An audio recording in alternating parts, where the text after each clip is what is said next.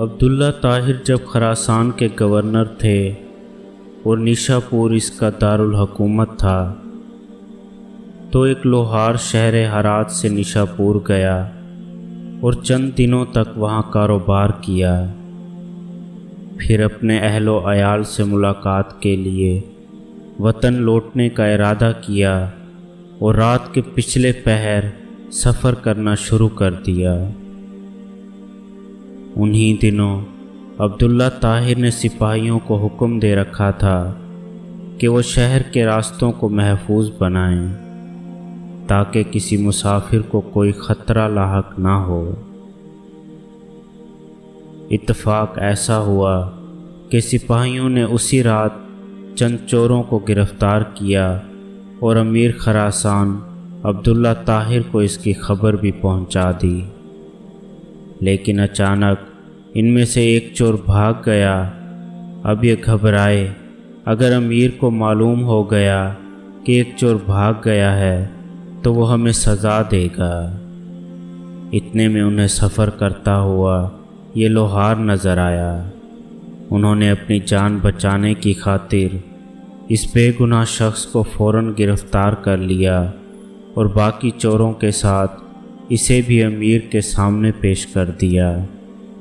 امیر خراسان نے سمجھا کہ یہ سب چوری کرتے ہوئے پکڑے گئے ہیں، اس لیے مزید کسی تفتیش و تحقیق کے بغیر سب کو قید کرنے کا حکم دے دیا۔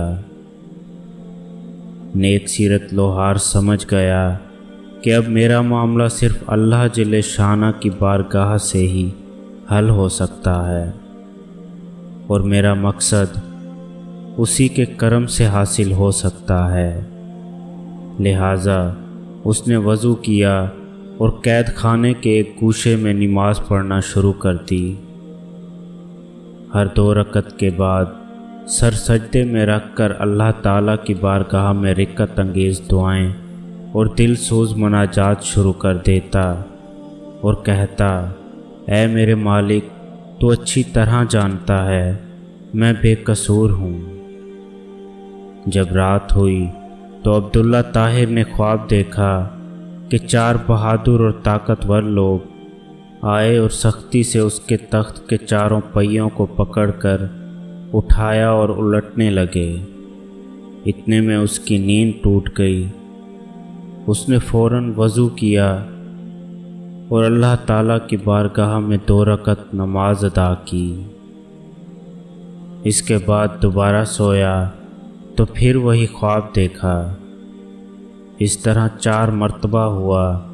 ہر بار وہ یہی دیکھتا تھا کہ چاروں نوجوان اس کے تخت کے پائیوں کو پکڑ کر اٹھاتے ہیں اور الٹنا چاہتے ہیں۔ امیر خراسان عبداللہ طاہر اس واقعے سے گھبرا گئے اور انہیں یقین ہو گیا کہ ضرور اس میں کسی مظلوم کی آہ کا اثر ہے۔ امیر خراسان نے رات ہی میں جیلر کو بلوایا اور اس سے پوچھا کہ بتاؤ، تمہارے علم میں کوئی مظلوم شخص جیل میں بند تو نہیں کر دیا گیا؟ جیلر نے عرض کیا، عالی جاہ، میں یہ تو نہیں جانتا کہ مظلوم کون ہے، لیکن اتنی بات ضرور ہے کہ میں ایک شخص کو دیکھ رہا ہوں جو جیل میں نماز پڑھتا ہے اور رقت انگیز و دل سوز دعائیں کرتا ہے۔ امیر نے حکم دیا اسے فوراً حاضر کیا جائے۔ جب وہ شخص امیر کے سامنے حاضر ہوا تو امیر نے اس کے معاملے کی تحقیق کی۔ معلوم ہوا کہ وہ بے قصور ہے۔ امیر نے اس شخص سے معذرت کی اور کہا، آپ میرے ساتھ 3 کام کیجئے۔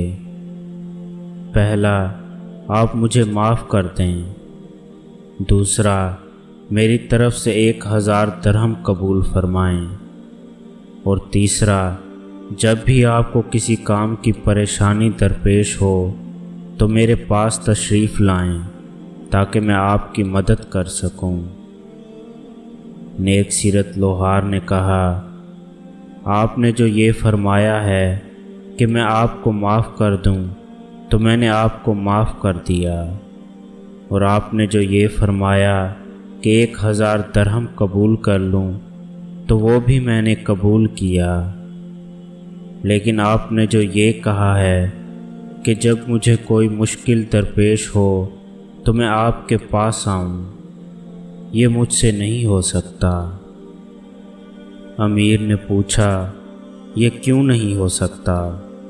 تو اس شخص نے جواب دیا کہ وہ خالق و مالک جو مجھ جیسے فقیر کے لیے آپ جیسے بادشاہ کا تخت ایک رات میں 4 مرتبہ اوندا کر سکتا ہے تو اس کو چھوڑ دینا اور اپنی ضرورت کسی دوسرے کے پاس لے جانا اصول بندگی کے خلاف ہے۔